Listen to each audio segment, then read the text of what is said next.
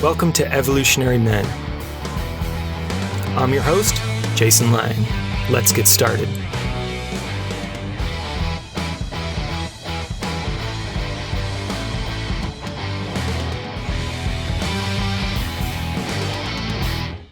So stoked to be back with my dear friend, teaching partner, Jason Lang. And we are diving into the experience that all people have, but we see this in men a lot. And certainly there's been time periods when I've embodied this. And that's this kind of marriage, this vow to have to understand, to want to understand everything, and in a certain sense, be very resistant to feeling. And of course, what keeps anyone kind of stuck in their head, stuck in the confines of the headquarters, and avoiding the heart quarters, avoiding making that great leap from your head to your heart, to your body, to your guts, is usually the kind of the emotion that seals it all off, which is fear. And if fear is strong enough, there's even a kind of numbness there, but subconsciously there's just a resistance to feel, and then this profound kind of survival instinct to understand, and it can play out like just an incessant need to want to understand, to want to know the reason why. So let's do it, Jason. Here we go. Yeah, I think, this obviously it's not limited exclusively to men, but I think it particularly shows up in men. This thing we'll often label as I just want to understand. I think that's part of what we're pointing to here is there's like if I just got it conceptually or understood it, then it would all make sense and I'd be okay. But underneath that oftentimes is a resistance to connecting to the direct experience in our body, which includes our emotional experience, right? These things are deeply related. And it's amazing, how easily we can gravitate there towards men. And it's one of the things, in the work you and I lead and the groups we lead, we have to really emphasize that left to our own devices, we'll kind of float back up there often. Conversation, even a group that's deep, will kind of go there to that just more heady, conceptual level. And guys, we love to talk about concepts of things, or we love to report on our experience more than actually feel our experience, right? So this is something we often see with men is they can talk kind of about something, but there's like a little removal from it versus actually slowing down and connecting to that sensation underneath. And this ties in, with rumination, nice guy syndrome, so many different things. And I've maybe used this, I were just talking imagery before, but I think of the brain thought is kind of one of those old arcade pinball machines. So it's like we shoot the ball up and then we're slapping the paddles, trying to keep the thing bouncing around to make sure it doesn't fall through the hole at the bottom. And I find thought and rumination are often like that. And what the hole at the bottom is what happens when we feel, when we connect to our actual bodily experience, which for a lot of men means, slowing down, just actually slowing down and turning towards the moment. And, I'm feeling this. And that is so scary for a lot of men because A, they've never done it before. B, there's sometimes days, months, years, decades worth of unfelt material on the right there. And it's like, oh my God, something we've certainly heard is like, I'm afraid to go there because I don't know what'll happen or if I'll ever come back, whether it's my grief, whether it's my anger. Guys fear that. And, culturally, we've talked about kind of the man box and the patriarchy before, but a lot of men were just mocked for showing any kind of vulnerability or weakness. So there's all these forces that are kind of trying to keep us away from that experience of connecting to our bodies. And one of the best strategies to do that is to think and to stay in the realm of the conceptual. One of my teachers once said, the purpose of thought is to stop feeling in action. So like a thought literally stops emotional action in our body, which has a lot of pros. That's why we don't just club our neighbor and take all their stuff. We have this prefrontal cortex, right, that allows us to not just be at the whim of our primary impulses, but that as a culture, and particularly as men, I think we now over rely on that. And then we kind of keep ourselves stuck in the moment of not really feeling and just kind of constantly running the pinball machine of rumination. An example in my life recently, and I've mentioned this in some recent podcasts, my wife and I were doing a shadow work session, a couple session, and she wanted me to apologize for leaving her with the kids when our second was maybe 7 months old, and I went to go teach a training, and I left her for 4 days, and she was kind of entering like the beginning of a postpartum depression, and we weren't aware of it yet. And so, fast forward here 6 years later, and she said, that was really hard when you left me. And, in my mind, I'm going, well, fuck, we agreed on this. And we made sure there was some support. Like, what am I apologizing for? And, the facilitator was like, Luke, can you see that your wife's in pain? And I'm like, well, yeah, I can see that. But what was in the way for me of getting into her world was this thinking, this thought of, I don't want to look like an asshole. I did not fuck up. I didn't do anything wrong. I was just feeling, I was justified. And that thought, which was pinballing in my head, wouldn't let me feel. And it wasn't so much feeling my own shame, but it was more like feeling the remorse of having not seen that, not recognizing that my wife was really vulnerable. And I didn't want to feel that. I didn't want to own that. And so what I said is, you just gave this example, Jason. I said, well, honey, can you describe what it was like when I was away? Like, what the fuck? Like I need to know that. But there was a way in which I was deflecting. I was trying to find a way to feel okay about what I had done. And in the end, when I was able to just see her pain, which honestly, it took me about 15 minutes to just see, all she wanted me to do was join her in her pain and acknowledge it. It really had nothing to do with me, my competence at all. Then I could drop into my heart and drop into being with her. But for me, there was really, at least in that example, there was a real block of this resistance to feeling incompetent or to being seen as incompetent. Just a couple other examples. I've been working with a few men lately, in healthcare stuff. And for them, there's a fear of, I guess to put it plainly, just a fear of death, like not wanting to consider that this health issue might lead to something more fatal, and really looking for me to want to reassure them and kind of say everything's going to be okay. And in a certain sense, not want to consider that this could be serious. And so again, bouncing around in the head, wanting to kind of configure their understanding in such a way. And, I have so much compassion for myself, for these men that I'm working with. And there are these realities. What we're pointing to is there are these realities we just don't want to face.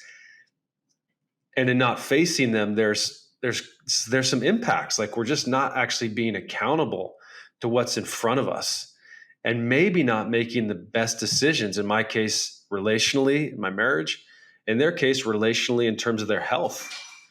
And that's, that in either case, not going to lead to the most optimal outcome, so just a personal share there. Yeah, I love those examples of, right, again, how that thought was preventing a connection from happening in a sense, right? It's a way to kind of buffer against reality. And some men will just perpetually go there and keep wanting to stay in that spot.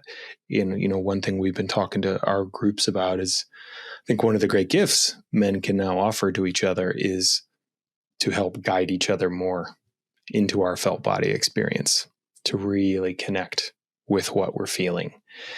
And I think, certainly in my experience, like I was mentioning, one of the many reasons we avoid that is because when we feel, it does tend to kind of promote or maybe demand a certain type of action in our life.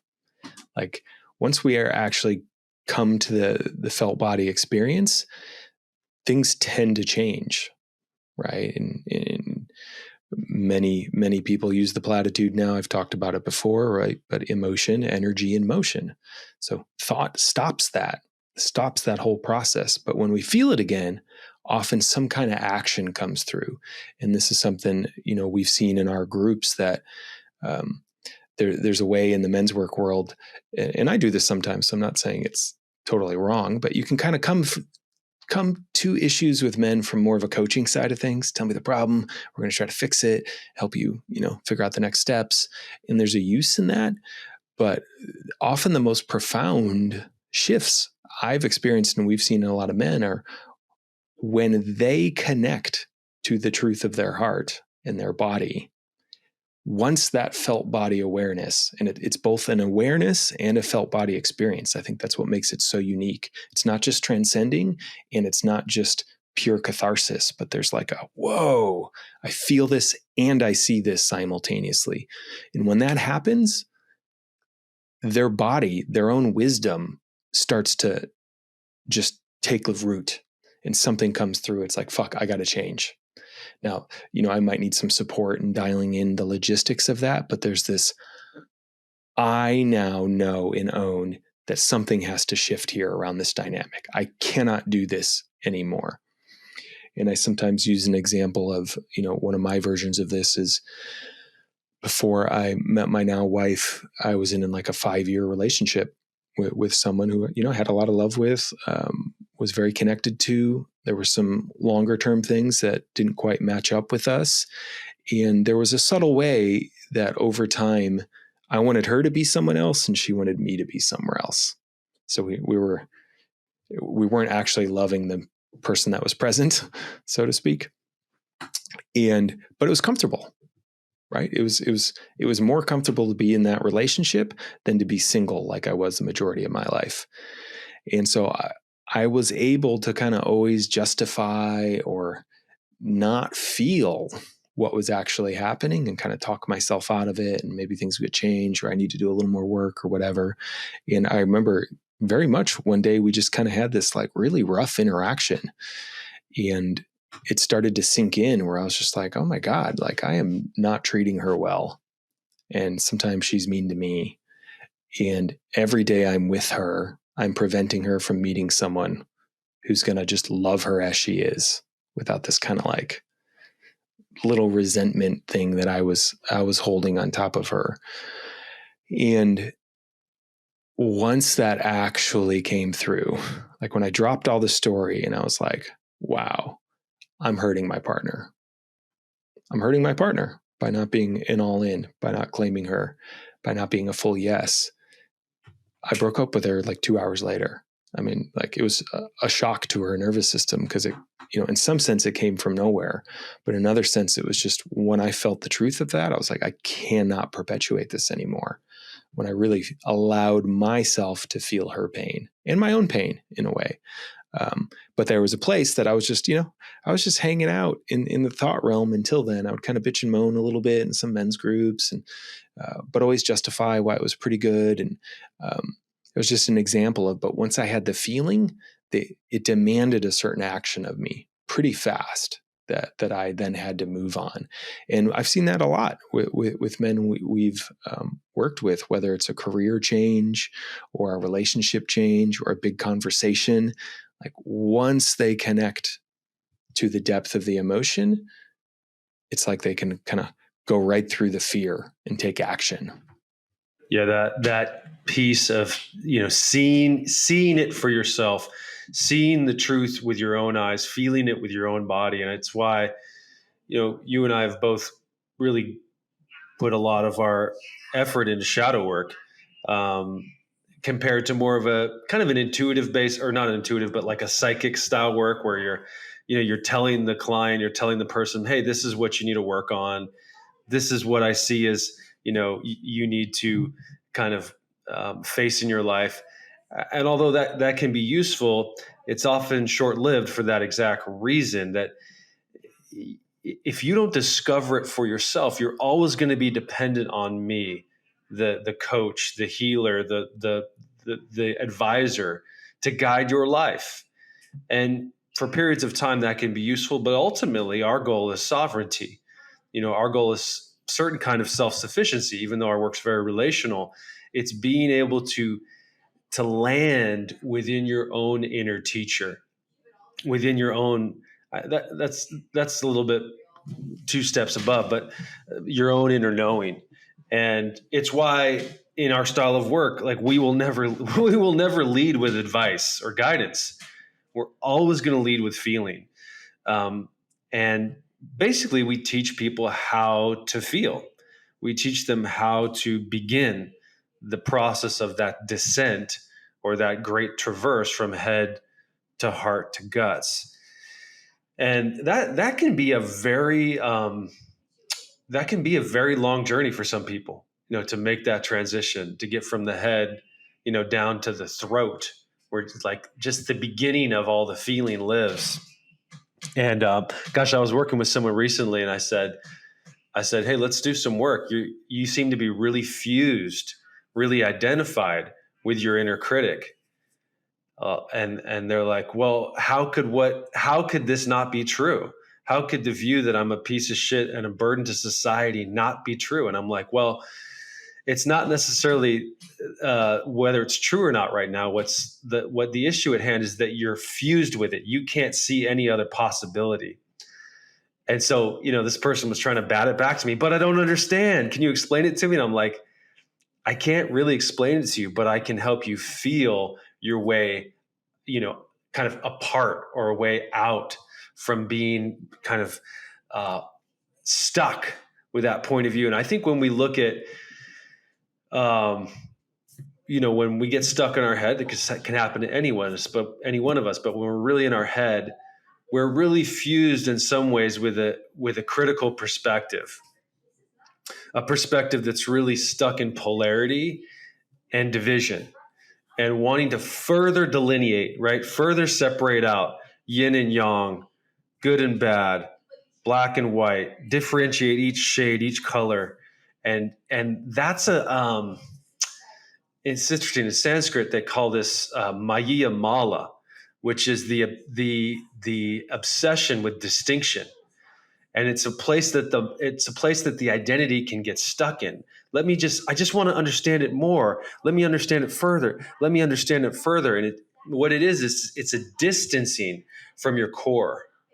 And it's a way in which we try to cling on to a piece of reality that, like I'm clenching my fist right now. We're trying to clutch onto something for dear life, because we don't want to let go and feel the bottom of that is a feeling of, for me, I use that word incompetence, but it's this feeling that something is wrong.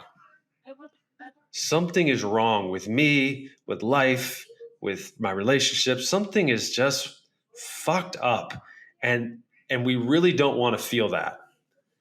We really don't want to feel that. But the cool thing about feeling that, which you said, like, if, I've experienced this. If I feel that, I think I might die. Is on the other side of that feeling is actually this this access point to our wholeness and our integrated, connected self. It's an interesting paradox. It's an interesting phenomenon about reality, that the doorway into our wholeness and connection is this kind of sphincter. It's this occlusion, this kind of tight nut of something is deeply fucked up here. Something's deeply wrong. And because something's wrong, I'm sensing something's wrong, it must mean that I am wrong. I am not okay. And of course, we know the truth is anything but that. There is a core that is strong and connective, and whose nature is to feel reality. So yeah, I mean, it's just something you said in a show you put on, Jason, maybe a year ago, that the big, which is connected to this idea that the fear, we all have a feeling, is that at the core of feeling is just the ephemeral experience of feeling, that you can't hold on to anything.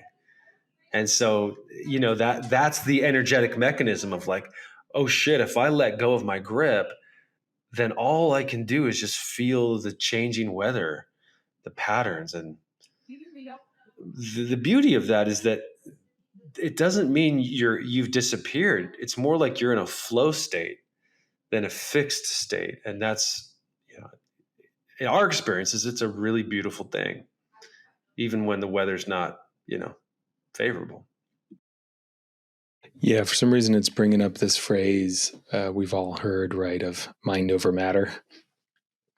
And what that's evoking in me right now is, thought really is incredibly powerful to redirecting our attention.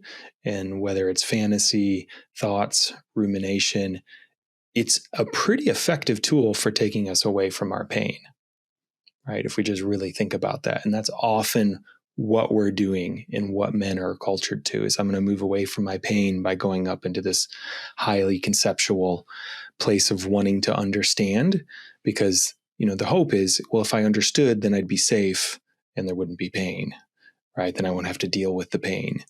But, the pain is inevitable. And, I love this formula, right? The meditation teacher Shinzen Young came up with of, suffering equals pain times resistance, right? Just kind of a simple Buddhist concept there, right? That it's like pain is inevitable. It's just data from your body. But then you amplify that by resistance. And oftentimes, and then that leads to suffering, right? Thought is often what we mean by resistance, right? I'm just going to try to think my way out of this pain, or explain it, or sometimes just ruminate on it over and over and over again, where it's like, conceptually, I get myself so wound up in my head about how angry I am, but I'm not actually moving that energy through my body, right? And something we talked about on our last retreat that I'm using more and more is this idea that the type of healing work, this deep feeling we're talking about, usually involves breath, sound, and movement, or some combination of those three, right? And when we see guys step into that, one part of that or multiple pieces of that, they tend to feel more, right? It comes out of the conceptual head place, and they have these embodied experiences that they've never had before that are hard sometimes, that are overwhelming sometimes. And that's where, we're such big proponents of the group is, one way I talk about men's groups, or, even intimate relationship in a sense, is at its best, we get to loan each other our resilience in our nervous systems. So if I don't have the capacity to feel that all by myself, in a group, they can hold it with me. I always have this image from nerds who saw the first Guardians of the Galaxy. At the end, there's this like super powerful crystal, and if one person holds it, they'll like literally burn up. But when everybody holds hands together, suddenly that same amount of energy is actually being held in the collective nervous system, and they can do it. And that's kind of a big part of why the group thing is so important, and what men are just often not taught to do is well, fuck, it can be hard to feel that much grief alone. But what we find is when we hold it in connection, there's so much more resilience possible, so much power possible. So the willingness of men to kind of step in and start to feel in community, I've seen also just resources us at a totally different way to take this stuff on. And when we don't have that community, I think there's sometimes a little bit of an internal wisdom there of like, I don't know if I could just feel that alone. Because there's a lot of things, as I say, some things are not meant to be felt alone. We are communal, co-regulatory creatures. And for most of human existence, loneliness wasn't quite as possible as it is now. Like you couldn't just live alone for most of human history. You had to have some kind of interaction with other people. And in those interactions, habits and routines and rituals formed to help people process emotions communally, right? And that's something that's kind of been wiped away, that our work and other work, I think, is trying to create some spaces to bring back online, because it is overwhelming. And so this tendency to kind of put our foot on the brake of feeling and just go right up to the thought and the understanding, or I used to do this all the time, even from a different level of well, if I just read another book or listen to another podcast or understand more, then my behavior will change. And I cultivated a lot of awareness, but without the embodied felt experience that we're talking about, that's just information that goes nowhere. The transformation happens when it's the awareness coupled with the feeling, the catharsis, with the actually becoming directly connected to what is. And then things can change pretty fast. And just to emphasize what you're saying about, the power of a group, why we need men's groups really is that our modeling for most of us, not all of us, but when I say most, I mean 90%, maybe 95% of us as men didn't have the modeling for emotional co-regulation with our fathers. The modeling was more about the traditional man box. Men are tough. Men are impermeable to, weakness. Men need to be strong, et cetera, and so on. And so there wasn't this teaching of feeling. In fact, we were taught the opposite. We were taught not to feel, bury that down, persist, move forward. So when we get with other men energetically who've been trained that way, it amplifies that kind of behavior. Let's stay in our heads. And then we act like that. We act that way with women. And of course, women will only put up with that for so long before they're like, will you fucking listen to me and be with me and quit trying to fucking fix me? I mean, your woman might like that in the beginning because you're strong and you're a protector, but she wants to feel your heart at some point.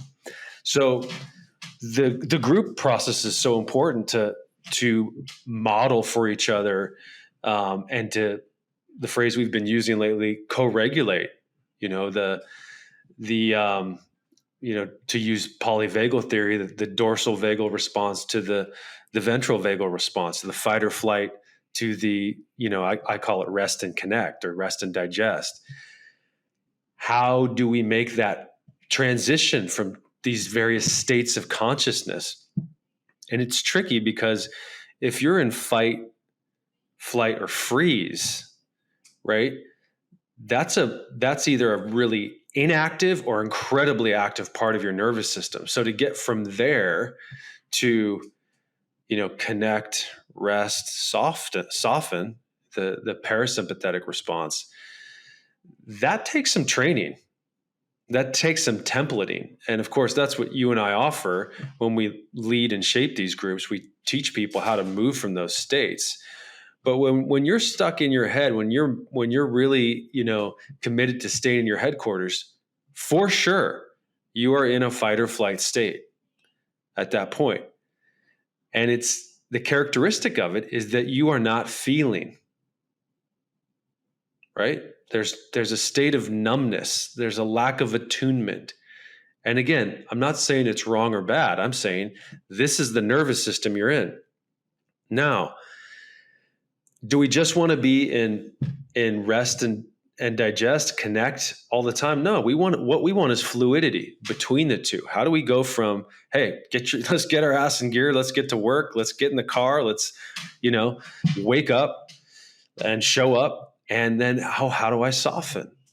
Oh, I'm soft now. Oh, I need to kind of move my body, mobilize. All right, let's get up. It's enough softening time, right? And so that's a very advanced skill, to move consciously from these states of being that are kind of varied within these two aspects of our nervous system.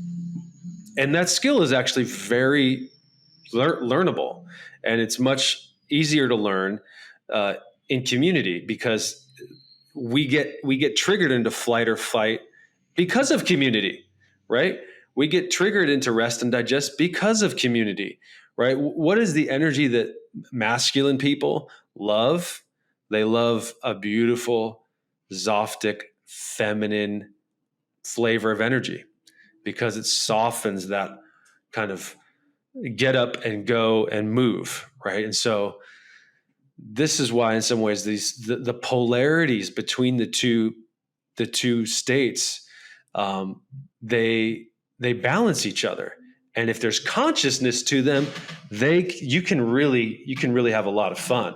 It really gets to be a fun thing. So when we're stuck in our heads, guys, it actually keeps a lot of stuckness in our relationship. It doesn't allow there to be flow between any relationship, right? And so being able to soften into these other parts of ourselves, or not necessarily soften, but flow into parts of our being, is a skill that it just makes every part of our lives flow and feel better. Yeah, another thing we've been talking to a lot of our guys about is, right, when you think about fight or flight, whether it's hypervigilant and activated in that fight mode, or totally shut down and frozen and depressed, the shift we're talking about, again, in polyvagal, is when we bring the ventral vagal online, which is we can still feel both of those things, but in connection, right? In connection with other. And that's what allows a tremendous amount of movement in healing to suddenly spark. It's when we get stuck, isolated in one or the other, that it's such a huge problem. And our thoughts can often do that, right? They're another mechanism for getting us stuck there or stuck there. And when we bring it forth into community, into connection, that often starts to change the signals to our body to allow us to shift with more fluidity.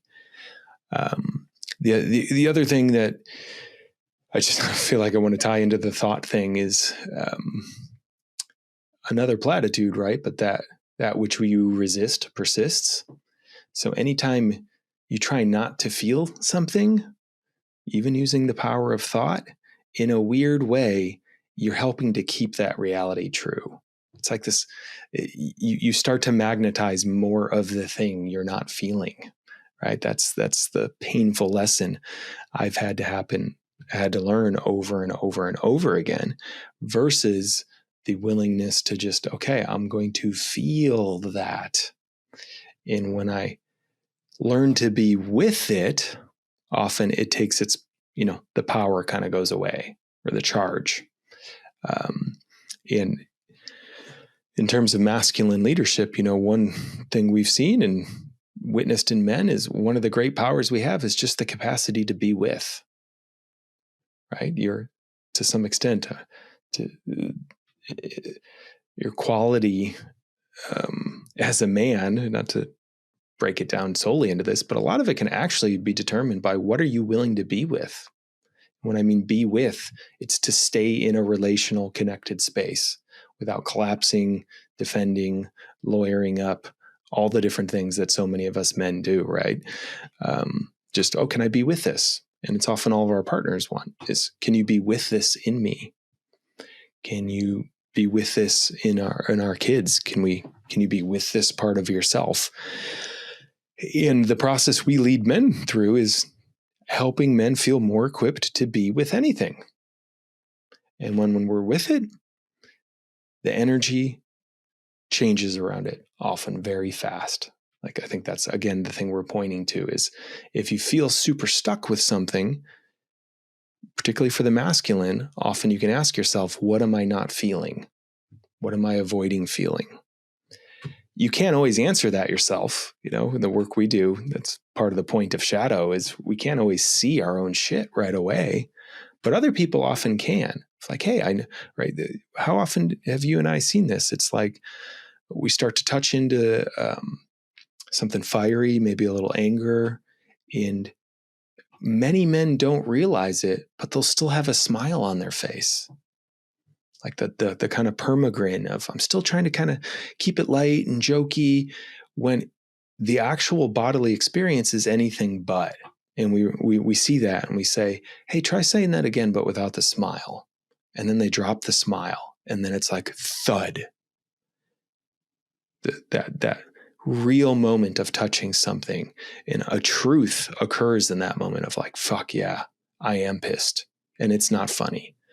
And I see the many ways I've tried to ignore my anger by keeping it happy or fun or light or whatever that might be. Just as an example of, it's where the reflection of facilitators in a group can be so powerful, in helping us deepen into all of this, these parts of ourselves that we can't always see, so we can, come to terms and be with and be so much more connected to our truth and our actual experience. And if there's one other thing we've seen, is it's trustable. The more a man actually connects to his truth, the more trustable he becomes. Even if his truth is, wow, part of me feels like a piece of shit right now, and I'm just having a really hard time being here. Like, when the authentic truth comes out, connection almost always follows it. But when we try to pretend or prevent or avoid the feeling, usually powered by thought and this deep wanting to know about, well, can you explain the concept of that to me? Or what just happened there, right? Like we get that. And I've been there too. Like, I want to understand it. But usually that's a way for me to avoid feeling something. And it so often is for a lot of men. And, I'll just share one last thing here that I just heard on one of the many parenting things I've been listening to that just feels so true. That another way to think about what we're talking about here is there's often an inverse correlation between trust and control. So the less trust we're feeling, the more we try to control. And trust, another way to think about that maybe not people don't always do, but it's also safety. Like, do I feel safe? If we're not feeling safe, if we're not trusting that we're going to be okay, our level of control goes up. Then I got to control the moment, right? And thought is one way we try to control when we're not feeling safe or we're not trusting. I'm just going to figure this out and create a safe place conceptually for me.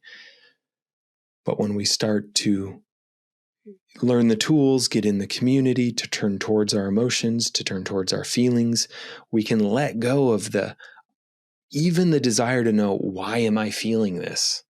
Sometimes you're just fucking sad and something's in your body and it's not tied to something. And we just got to trust that, well, my body knows what to do and I don't have to control this. And I think that's one of the physiological changes we often see in men as we do the work, is the level of rigidity in the body starts to soften. And like at the muscular level, there's less control and there's more of a softening and like more energy, and like guys look fucking younger, right? It's just like, oh my God, all that tension in your eyes, like it's gone now. You look completely different. Because that holding, that rumination, right?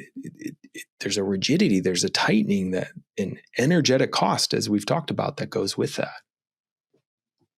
Yeah, I mean, if you want to get a barometer for how much control is living in your body, you can just take your fingers and press into your jaw muscles and see how tight they are. See if they hurt when you push into your jaw, just kind of at the base of your molars.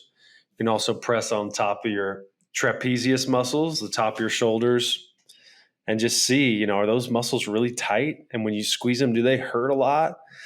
That's all the tension of holding it together, of keeping it going,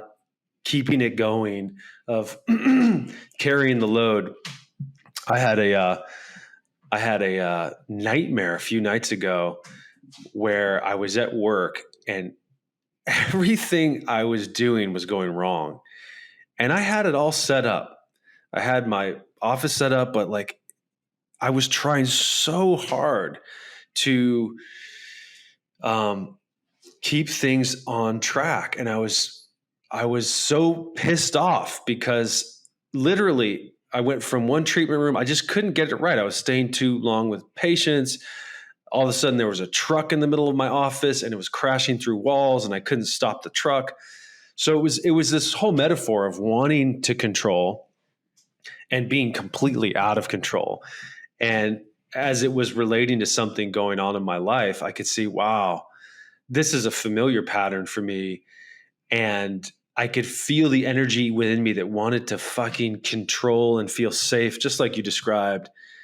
And because I've worked this edge enough, I could see, the work here for me is to truly let go and to just trust that I've put in the time, that I'm prepared, and that, things will go how they're going to go.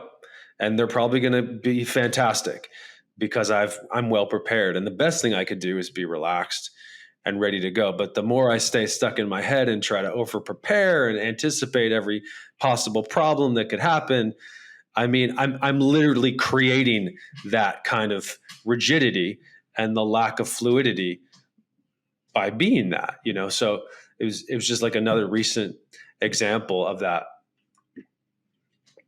The other thing I want to highlight that you said is, and Lord knows I've done this and at times still do, when it's time to share something authentic, I will smile and laugh a little bit. And I can see I do that because I'm kind of married to the cult of cool in that moment. There's a way in which I don't want to look like I'm taking this too seriously. And there's a way that I'm using the humor, the smile, to kind of shame the person in the situation. Like, don't make such a big fucking deal about this, you pussy. And so I kind of smile. And really, I'm afraid to own that I'm hurt and I'm pissed. And I don't want to drop in and reveal that you've gotten to me. So I'm going to kind of play it off like, everything's cool. And, this is one of the cultures we all live in, particularly in the United States. I think Europe's got a lot of this, but like, hey man, just be cool, play it cool, stay in your head. Don't make a big deal. In other words, don't be a fucking pussy, be tough. Don't take things seriously. Let it slide off your back. Like all of these cliche ending arguments, these phrases like, hey man, just chill out. It's like, whoo, man, there's a lot of shutdown in that kind of culture, right? And I grew up in Southern California, so that entire culture is based in the cult of cool. And I've had to work on, catching when I slip into that over the years. So that's just a fantastic example of kind of being stuck in your head and being driven by shame and a resistance to authenticity because of its perception of being looked at as weak. But bottom line, relationally, we don't pass go unless we feel. It just doesn't happen. And when we refuse to feel and instead want to build, like I love you saying lawyering up, want to build the fucking most brilliant case for why our point of view is right. And then if we're really smart, we'll actually maybe even enroll our partner in that case. Like they might start to, well, shit, you are a smart motherfucker. I'm going to come along with you on this. I'm going I'm going to take your perspective. And now the whole system is off kilter. The whole system is divorced from feeling where it needs to go. And I see this in partnerships a lot. Like one partner will try to build a case that has nothing to do with connection, but has to do with a right point of view. And then that relationship isn't about connection, and it's not about intimacy. It's about not feeling, and it's about control. And it's driven by an agenda, not by something authentic. Mm-hmm. And it takes someone, like you said, Jason, it takes someone willing to take the lead and step out of that kind of victim, perpetrator, rescuer triangle, which is a whole nother podcast for us, and to say, no, I'm not going to participate in a narrative that keeps us stuck in this dynamic of rescuing, being the victim, being the predator. I want us to feel what's here. And what's here might be that this is not working. You're not listening to me. And of course, in a relationship, often why one person's afraid to really bring that, to your example earlier, and I have a similar story, is that if we truly bring that truth, we know it could be the end of the relationship. It could also be the beginning of one. For sure, it's the beginning of something more authentic and real. And that could be staying together or not staying together. So I just wanted to mention that. I know we're not quite talking about that, but this headpiece really leads to this triangulation relationally within self too, right? Like the perpetrator, victim, hero plays out as the critic, and then the rescuer inside, and then the inner child who's wounded. It just spins out of control, right? So anyway, there we have it. Yeah, we'll just close with, like I said, when we learn to be with whatever is happening in our experience, emotionally, at the gut level, we become more trustable and easier to be around. And frankly, more attractive. That's something we've seen. When we're just stuck in the ruminating head, it gets pretty old. Right? I think we've all felt it. It's hard to be around that in others. And there's a sense of just kind of getting stuck there. And we can feel when other people aren't feeling, even if we don't always have the language for it. And there's always a little bit of relief when the true feeling comes through. Doesn't mean there's not going to be conflict or tension because of it, but at least we're connected in reality now, right? What's actually happening. And we know the cards are stacked against a lot of you guys and men for all the reasons we've talked about in this episode and before. Just know that it's worth it. Coming down out of the headquarters, as you put it, into the heart quarters and into the gut quarters, the payoff is extraordinary. And change, real change, comes from doing that. It can't just be up here in the concept, in the conceptual. It has to be embodied at some point. And so, you can certainly come along, work with us in the Heart of Shadows sometime, but you got to find a place where you can practice getting out of your head and into your body and your heart. Lots of love out there to all you men. And, we have several cohorts out there, men who are in groups and that are practicing this right now. So there's a growing community that's here to support you. And if you're listening to this, you're likely interested in this work. Jump in. We're here for it.